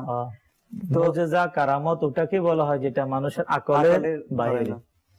তো আমার নবী যে সৃষ্টি করলেন, নবী আসলে আফসোস লাগে, অনুতাপ লাগে যে সৃষ্টির সমস্ত সৃষ্টির মাখলুকাত যে আমার নবীকে চিনতে পেরেছে, আমরা উম্মত হয়ে আমার নবীকে চিনতে পারি। এটা বাস্তব। উম্মত বলতে মানে এখানে সবাই না, অর্থাৎ শব্দটা আমরা এই জন্য ব্যবহার করি, অনেক সময় আল্লাহ তাআলার নগণ্য সৃষ্টি তারাও নবীকে চিনেছে, কিন্তু যদি কোনো উম্মতের মধ্যে এমন কিছু উম্মত রয়েছে তারা ওই সৃষ্টি যেভাবে নবীকে চিনেছে কিন্তু তারাও এখনো পর্যন্ত সেভাবে নবীকে চিনতে পারে না। যেমন একটি ঘটনা যে আবু তালিব যে মক্কাবাসীদের যে কুরাইশদের মুরব্বীদেরকে নিয়ে তারা কাফেলার উদ্দেশ্যে রওনা হলো, ব্যবসার উদ্দেশ্যে সফরে।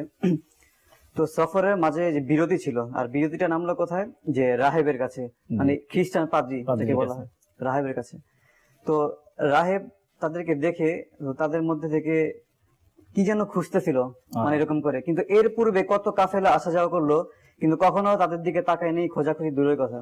কিন্তু আজকে মানে কি হয়ে গেল, তাদের মধ্য থেকে এই কাফেলার মাঝখানে কাকে যেন খুঁজছে। হঠাৎ করে নবী পাক সাল্লাল্লাহু আলাইহি সাল্লামের হাত ধরে ফেললেন, ধরে বলতেছেন যে ইনি হচ্ছেন সাইয়্যিদুল মুরসালিন, ইনি হচ্ছেন সমস্ত সৃষ্টির নবী সাল্লাল্লাহু আলাইহি সাল্লাম। তো এতে মুরব্বীরা, তুমি রাজি হলে আমার খোদা হবে রাজি, তুমি রাজি হলে আমার খোদা হবে রাজি, তোমার হাতে দিলেন খোদা দো জাহানের সাবি, রাজি থেকো আমার উপর ওহে খোদার প্যারা, রাজি থেকো আমার উপর ওহে খোদার প্যারা, তোমার তরে সৃজন আসমান জমিন গ্রহ তারা। যে কুরাইশ মুরব্বীরা তখন তাকে যে খ্রিস্টান পাদ্রীকে বললো, আচ্ছা সে তো খ্রিস্টান, তো আপনি, সে যে নবী এবং সৃষ্টি জগতের নবী, আপনি কি করে চিনলেন? তো তিনি বললেন যে আপনারা যখন এই পথ দিয়ে যাচ্ছিলেন তো আমি দেখতে পেলাম যে আপনাদের যে নবী, ওনার উপর সমগ্র গাছপালা এবং পাহাড় তাকে সেজদা করতেছে। সুবহানাল্লাহ। কারণ এর জন্যই বুঝলাম, কারণ কোন গাছপালা পাহাড় পর্বত বলেন, তারা নবী ছাড়া কাউকে সিজদা করে না। আল্লাহ তো আল্লাহ। এখানে দেখেন প্রমাণ হয়ে গেল যে তিনি আমার নবী, সৃষ্টকুলের নবী। আসলে প্রতিটি সৃষ্টি, গাছপালা, এই যে বৃক্ষ, আমার নবীকে চিনতেন। রাসূল করিম সাল্লাল্লাহু তাআলা আলাইহি ওয়াসাল্লামের দুই সাহাবী রাতের বেলা ঘরে যাবেন। আমরা গ্রামের মধ্যে তো আমাদের আলোর তেমন কোনো ব্যবস্থা নাই, তখন আমরা ব্যবহার করি কি টর্চ লাইট। এই টর্চ লাইটের সাহায্যে আমরা বাড়িতে পৌঁছে দেন। তো রাসূল করিম সাল্লাল্লাহু তাআলা আলাইহি ওয়াসাল্লামকে বলেন, ইয়া রাসূলুল্লাহ, আমরা যে ঘরে যাব আমাদের কাছে ওদের কোনো বাতির ব্যবস্থা নেই। আল্লাহর হাবিব সাল্লাল্লাহু তাআলা আলাইহি ওয়াসাল্লাম একটি কি দিলেন, লাকড়ি দিলেন, অর্থাৎ কোনো গাছের একটা ঢাল দিয়ে দিলেন। বলো, যখন ঢাল দিয়ে দিলেন, ওই ঢাল নিয়ে তারা চলা শুরু করলো। যেভাবে একটা বাতি টর্চ লাইট থেকে যেভাবে আলো বের হয়, সেভাবে আলো বের হওয়া শুরু হয়ে গেল। আচ্ছা, যখন শুরু হয়ে গেল, যেতে যেতে যেতে যেতে ওই সাহাবা একরাম দুইজনের বাড়ি দুই দিকে, যখন মধ্যপথে যখন পৌঁছলেন, এখন লাঠি হচ্ছে একটা কিন্তু বাড়ি হচ্ছে দুইটা। দেখুন সাহাবা একরামের আকীদা, সাহাবা একরামের বিশ্বাস আমার নবীর প্রতি অতুলনীয়। সাহাবা একরাম জানে যে এই জিনিসটা আমার নবীর হাত মুবারকের পরশ পেয়েছে, আমার নবীর হুকুমে একটা লাঠি সে আলো দেওয়া শুরু করলো। তারা কি করলো, সেই ওই লাঠিকে দুই খণ্ড করলেন। খণ্ড করে দুই সাহাবী নিয়ে যখন রওনা হলে, দোনো লাঠি থেকে আলো বের হওয়া শুরু হয়ে গেল। দেখ, এই যে আমরা যদি দেখি আল্লাহ তাআলার এমন কোন সৃষ্টি নেই, এর আলোচনা করার উদ্দেশ্য করি। এখন অনেকে প্রশ্ন রাখতে পারে যে এগুলো বলার উদ্দেশ্য কি। হাদিস শরীফের মধ্যে রয়েছে যে যার যত বেশি আলোচনা করে, যার যত বেশি প্রশংসা করে, তার প্রতি তার মহাব্বত সৃষ্টি হয়। আর এই মহাব্বত সৃষ্টি হওয়ার একটা উত্তম মাধ্যম হচ্ছে যখন আমরা রাসূল করিম সাল্লাল্লাহু তাআলা আলাইহি ওয়াসাল্লামের যে স্পেশাল যে ক্ষমতাগুলো আল্লাহ তাবারক ওয়া তাআলা আল্লাহর হাবিব সাল্লাল্লাহু তাআলা আলাইহি ওয়াসাল্লামকে প্রদান করেছেন। অনেক সময় এই বিষয়গুলো বেশিরভাগ মাদানী চ্যানেল বলেন, যারা আশিক রাসূল বলেন, তাদের থেকে কিন্তু এই আলোচনাগুলো আসে। এবং কিয়ামত পর্যন্ত সাহাবা একরাম থেকে শুরু করে কিয়ামত পর্যন্ত একমাত্র তাদের জবান থেকে, ওই সকল ব্যক্তিদের জবান থেকে এই আলোচনাগুলো আসবে যারা জান্নাতি, যারা নবীকে মহব্বত করে, শুধু তাদের জবান থেকে বের হবে। আপনার সাফিনা, উনি রাসূল পাক সাল্লাল্লাহু আলাইহি ওয়াসাল্লামের আযাদকৃত গোলাম ছিলেন। আল্লাহ আল্লাহ। তো উনি একবার ঘটনাক্রমে যে কোনো একটা কাজের মধ্যে উনি হঠাৎ করে রাতে জঙ্গলের মধ্যে দৌড় দিলেন না। এখন জঙ্গলের মধ্যে দৌড় দিলেন, রাস্তা খুঁজে পাচ্ছেন না। আল্লাহ আল্লাহ। তো পথিমধ্যে এক বাঘ দৌড়ে আসলো। এখন উনি ভয় পেয়ে গেলেন। উনি বললেন যে, হে বাঘ, আমি রাসূল পাক সাল্লাল্লাহু আলাইহি ওয়াসাল্লামের গোলাম। বাঘ প্রথম হুঙ্কার দিল, হ্যাঁ, আমি রাসূল পাক সাল্লাল্লাহু আলাইহি ওয়াসাল্লামের গোলাম। বলাতেই বাঘ থমকে গেল এবং লেজ নাড়তে নাড়তে তাকে পথ দেখাই দিল।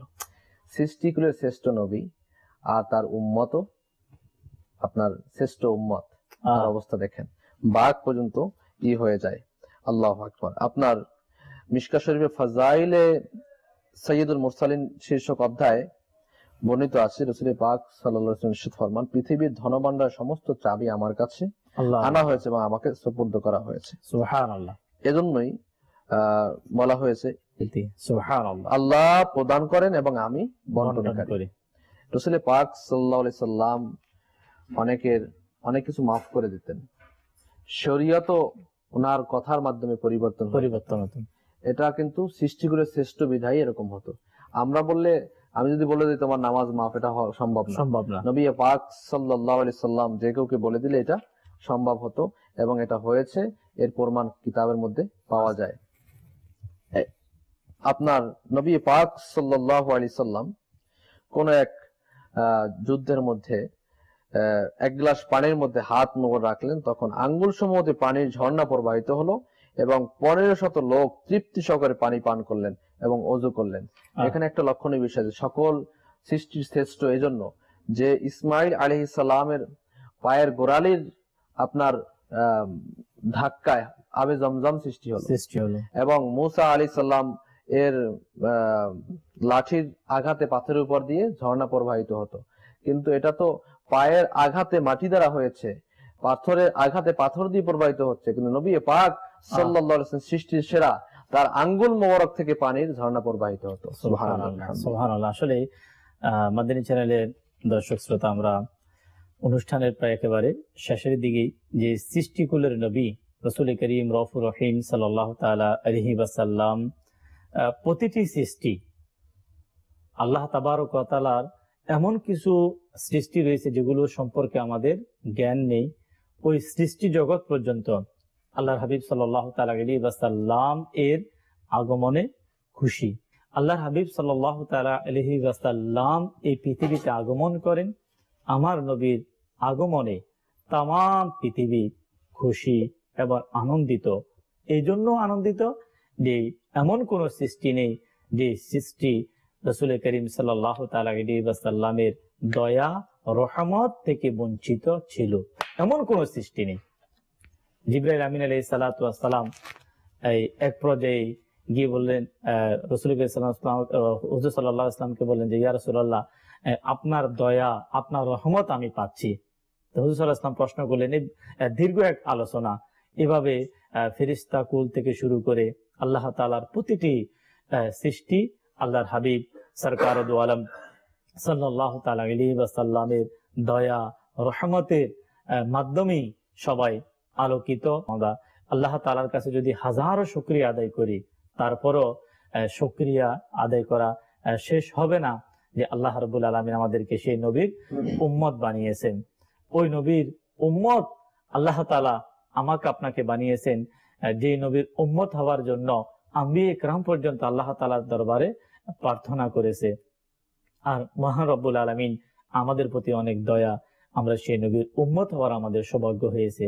আমাদের করণীয় হচ্ছে ওই নবী পাক সাল্লাল্লাহু তাআলা আলাইহি ওয়াসাল্লামের আদর্শ আমাদের জীবনে বাস্তবায়ন করা, প্রতিটি কাজে প্রতিটি কর্মে রাসূল করিম সাল্লাল্লাহু তাআলা আলাইহি ওয়াসাল্লামের আদর্শ মোতাবেক সুন্নাত মোতাবেক আমরা আমাদের জীবনকে যখন আমরা পরিচালনা করব, তাহলে আমাদের জন্য দুনিয়া এবং আখিরাতে আমাদের জন্য কামিয়াবি এবং আমাদের জন্য সফলতা। আল্লাহ রাব্বুল আলামিন আমাদেরকে প্রতিটি মুহূর্তে রাসূল করিম সাল্লাল্লাহু তাআলা আলাইহি ওয়াসাল্লাম এর মহব্বত ভালোবাসার মাধ্যমে আমাদের জীবনকে অতিবাহিত করার তৌফিক দান করুন।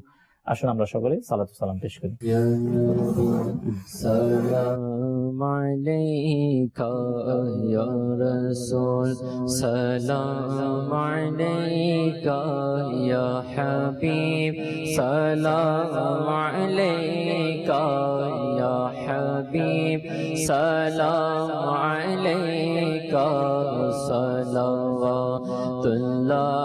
আলাইকা अर्शों का काबा मदीना, फर्शों का काबा मदीना, काबे का काबा मदीना, काबे का काबा मदीना, जन्नतुल मावा मदीना, या नबी सलाम अलैका या रसूल, सलाम अलैका या हबीब, सलाम अलैका या हबीब, सलाम अलैका सलावतुल्लाह अलैका।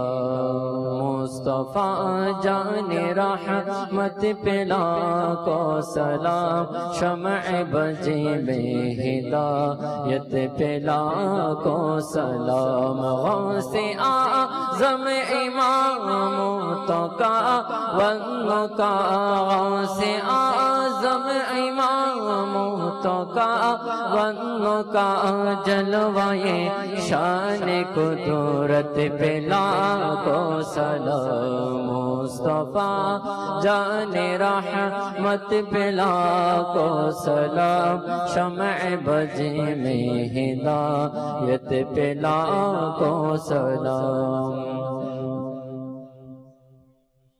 آلك أصحابك يا حبيب الله سبحانك اللهم وبحمدك لا إله إلا أنت أستغفرك وأتوب إليك سبحانك اللهم وبحمدك لا إله إلا أنت أستغفرك وأتوب إليك سبحانك اللهم وبحمدك لا إله إلا أنت أستغفرك وأتوب إليك الصلاة والسلام عليك نبي الله وعلى آلك أصحابك يا نور الله بحق لا إله إلا الله محمد رسول الله صلى الله عليه وسلم রহমত পূর্ণ হক প্রভাত আমার, রহমত পূর্ণ হক প্রভাত আমার। তাহাজ্জুদ আর ফজরের অভ্যাস আছে যার, রহমত পূর্ণ প্রভাত হয় তার।